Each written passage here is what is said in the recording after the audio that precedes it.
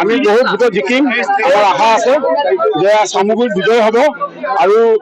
লগতে আমাৰ অসমৰ যি 5টা বিধানসভা আছে আমি সকলোতে জয়ী হ'ম আৰু চামগুৰিত এবাৰ আমি অভিলেখ সংখ্যক ভোটত জিকিম আৰু ৰকিবুল হুছেইনৰ যিটো দুৰ্গ আছিলে এইবাৰ ৰকিবুল হুছেইনক বহু খেলা দিছে ৰাইজে চামগুৰি ৰাইজে বিজেপি পক্ষত ভোট দিছে সংখ্যালঘু ৰাইজে বিজেপি পক্ষত ভোট দিছে গতিকে আমি আশা কৰোঁ যে আমি অতি কমেও 15-20টা ভোটত জিকিম বুলি আমি ভাবিছোঁ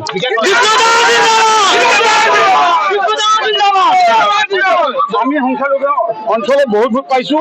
আপোনাৰ দেখা পাইছে নাওখোৱা ভগামুখ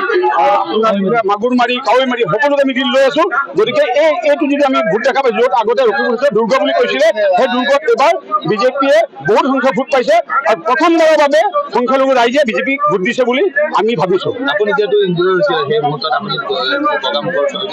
কি ক'ব বিচাৰে মোৰ একচুৱেলি আচলতে আমাক মৰাপুথি ঘাটি বুলি এটা স্থান আছিলে তাত আমি আমাৰ বিধায়ক জিতু গোস্বামী ডাঙৰীয়া আছিলে সুৰেশ বৰা ডাঙৰীয়া আছিলে মুজিবুৰ ৰহমান ডাঙৰীয়া আছিলে আমি ৰেলী কৰি গৈছোঁ অকস্মাত আমি দেখা পালোঁ পিছফালৰ পৰা আমাক এটেক কৰিছিলে আৰু সেই দুৰ্বৃত্তসকলে দা কুঠাৰ লাখুটি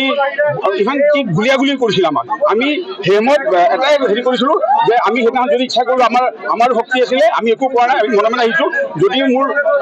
বহুতকৈ ইঞ্জুৰি হৈছিল মোৰ লগৰ এজন মোৰ ভাতৃ তেওঁৰ ইঞ্জুৰি হৈছিলে কিন্তু আমি জিকা আহাত আমি এইখিনি যিখিনি তেওঁৰ শক্তি আছিলে সেইখিনি আমি হেৰি শাসন কৰিছিলোঁ যিকোনো খবৰৰ বাবে যোগাযোগ কৰক 7099017330 অথবা 7099017990 নম্বৰ